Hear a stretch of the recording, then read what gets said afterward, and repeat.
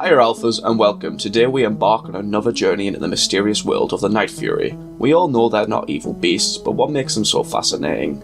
In this episode we delve deeper into the scientific outlook of these captivating creatures. It's time to soar through the skies with Night Fury Biology Part 2. But remember, understanding these majestic creatures goes beyond what meets the eye. Like, subscribe and hit the notification bell to stay updated with my uploads.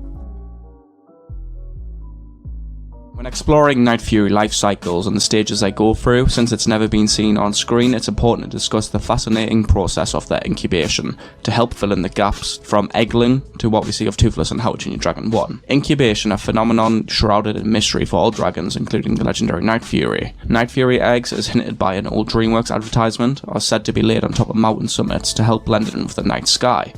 Though it's important to know that other advertisements made by DreamWorks for the Gronkles list the eggs as small as marbles, but when watching Gift of the Night Fury, you realise this is incorrect, as the eggs are much larger than marbles. Unless in the How to Train Your Dragon universe, marbles are massive. But in any case, due to the only one known Night Fury through the entire franchise, it provides the most accurate data to estimate the incubation times of Fury eggs. Unless we look at Rise of Berk, which is not entirely canon when it comes to provided information. For example, the Night Fury egg's design from Rise of Berk differs from the advertisement for How to Train Your Dragon 1, and then of course the How to Train Your Dragon 1 advertisements differs in design to the game. Because the eggs are described to be laid on top of mountains, we can use the real world data that reptiles and birds, the closest animal comparatives to dragons, often have longer incubation times and colder temperatures, such as the freezing cold altitudes of the mountain peaks. Reptile eggs can incubate for 120 days in colder temperatures. Due to the direct relationship of bigger eggs needing more total incubation time, like dragon eggs, I'm going to theorise an estimate of 4 to 5 months for a Night Fury egg to hatch. Next up we have the environment. In the How to Train Your Dragon franchise, Night Furies, with Toothless as a prime example, are depicted as mysterious and naturally hesitant creatures. This may just be because of the human-dragon conflict, but there are other reasons this may be. One big reason is my belief that Night Furies have a preference for secluded caves as their resting places. Several reasons could contribute to why Night Furies choose to live in caves. First up is just genuine natural protection and security. Caves offer natural protection and security for Night Furies. These dragons are known to be elusive and shy around humans and other dragons. Caves provide a hidden and sheltered environment where they can rest during the day, away from potential threats and disturbances. Next up, from what we see in How to Train Your Dragon 1, Night Furies kinda have a nocturnal nature. Night Furies are primarily nocturnal creatures, preferring to hunt and fly during the cover of darkness. Caves provide a dark and cool sanctuary during the daylight hours when they are less active. The darkness inside the caves helps them remain inconspicuous and safe from predators, such as a Whispering Death, because obviously they're blind. Stealth and camouflage, Night Furies are known for their jet black skills, which allows them to blend seamlessly into the night sky. Caves, especially those with large openings facing the night sky, provide natural camouflage for the dragons. They can rest near the entrance, keeping an eye on their surroundings while remaining hidden in the shadows. Because of their black scales, they don't exactly blend in with the daylight. Regulating body temperature, caves offer a stable and consistent temperature throughout the day, which could be essential for a cold-blooded creature like a dragon, aka the Night Fury. They can avoid extreme temperature fluctuations, ensuring their bodies are always at an optimum level for their physical activities, and keeping themselves just nice and rested for hunting at the night. Caves provide an ideal environment for raising their young. Night Furies are shown to be protective parents. From what we see of Toothless, it's a big indication that Night Furies are protective of their young, because of Toothless's protection of Hiccup. And the secluded nature of caves allows them to keep their hatchlings safe from potential dangers. Due to the human-dragon conflict, Night Furies are naturally wary of humans due to past encounters, and caves offer them a safe distance from human settlements. Reclusive behaviour ensures that they can avoid unwanted attention and remain undisturbed by human activity. Like how other dragons have their preferences and behaviours shaped by their instincts, the enclosed space of a cave might offer a sense of comfort and security for Night Furies, making it a preferred habitat for them. Also, additional information is that the goated episode of Riders of Berk, What Flies Beneath, we meet Toothless's nemesis, a Whispering Death, which helps provide insight to the environments Night Furies live in, as abilities such as echolocation, which we know Toothless has, and in comparison to bats in the real world, it also helps them navigate through dark and closed spaces like caves, and the fact that Whispering Deaths are very much underground creatures supports the idea of Night Furies taking solace in caves. And just like bats, it can also be theorised that Night Furies lived in colonies, also just like many of the other dragons in How to Train Your Dragon.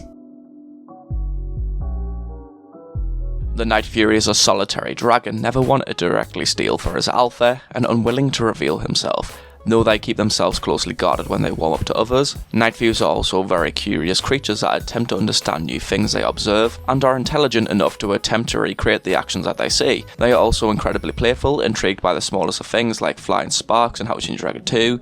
Night Furies seem to be social when it comes to other kinds of dragons. They also seem to be brave and not easily daunted. Night Furies are also very capable of communicating and seemingly understanding human speech. They are also fiercely loyal and protective. Night Furies are generally expressive animals. Toothless does not have a very hard time getting his emotions noticed. Toothless's pupils, or Night Fury's pupils, dilate when they are in a good mood, and narrow slits when startled, aggressive, controlled. Their ear nubs are also very expressive, constantly raising and dropping to signal their emotions, and their opinions just like cats or dogs would do in real life. In the third film, it's revealed that Night Furies are known to mate for life. However, the mating ritual of Night Fury remains unknown despite how Toothless follows the Night Furies dancing. Night Furies greatly resemble cats, dogs and bats. Such behaviour can be seen when Toothless licks himself and scratches himself, just like cats would do. In the real world, Night Furies resemble bats because they hang upside down when sleeping. They are nocturnal and use some form of echolocation, although it's important to note when domesticated, I suppose, in Hiccup and Toothless's term, he lies down to sleep. They also resemble dogs in how Toothless walks in a circle before lying down, and is playful and very loyal when trained, and know to focus on what humans are saying. While it's definitely not known whether these subspecies derived from the Night Fury or vice versa, one thing is clear: they all share striking similarities, get it, in both structure and appearance. It's like nature's way of leaving us a breadcrumb trail to a common ancestor. Our first stop on this dragon family tree is the Woolly Howl. The Woolly Howl is a medium-sized strike-class dragon with a robust and furry appearance, resembling a blend of a wolf and a dragon. It has thick fur scales, whatever that means lol, covering its body and protected from the cold climate of its habitat. Its coloration can vary, often featuring varying shades of brown, white, grey with purple eyes. The Woolly Howl is one of the few dragons which can shoot Ice Blast. Being in the Strike class, it can fire its highly explosive Ice Blast from a far distance with a lot of power and pinpoint accuracy. Its blast consists of hail, which is sustained in a spiral in School of Dragons. This breath can freeze objects and enemies on contact, making it a formidable adversary in battle. Its fur body and structure are adapted to withstand cold temperatures. The Woolly Howl's ability to resist blizzard storms gives it an advantage over other dragons. They can use this to make an ambushed attack on their prey like a snow wraith. Like all Strike class dragons, the Woolly Howl is stealthy and very dangerous. Its pale belly camouflages with the clouds, and it can fire its Ice Blast while not being spotted, similar to an unexpected hailstorm. Its brown coloration may allow it to camouflage on craggy mountainsides, though this is unconfirmed. Like all Strike class dragons, it is highly intelligent. And when analysing both the physical structure of the Woolly Howl and the Night Fury, you can see striking similarities as on screen now. Up next, we encounter the Sand Wraith. The Sand Wraith is a medium-sized tidal class dragon with a Night Fury-esque body, giving it a sleek and agile appearance. It is covered in light-coloured scales that resemble the colour of desert sand, providing effective camouflage in its habitats on the beach coast.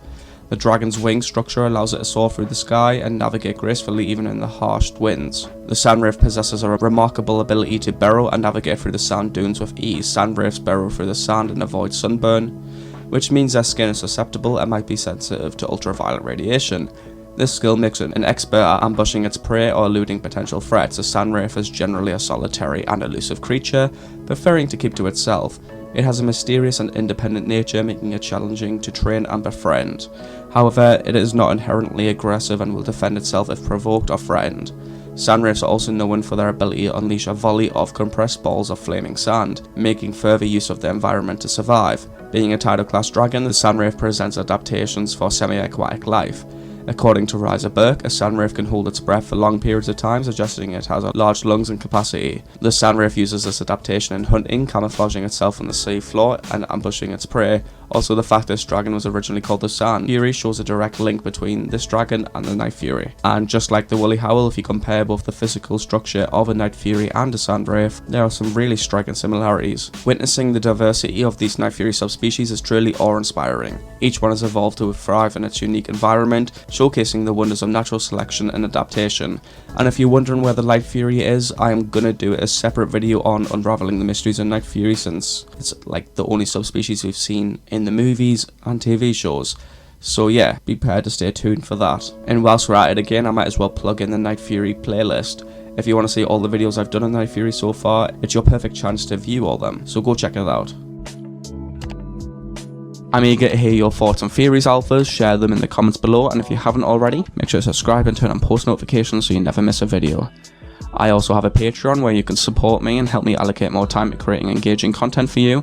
It's entirely optional, but your support means the world to me. With that said, prepare for more captivating adventures with my 4 faces. Stay tuned, Alphas, and until next time, goodbye.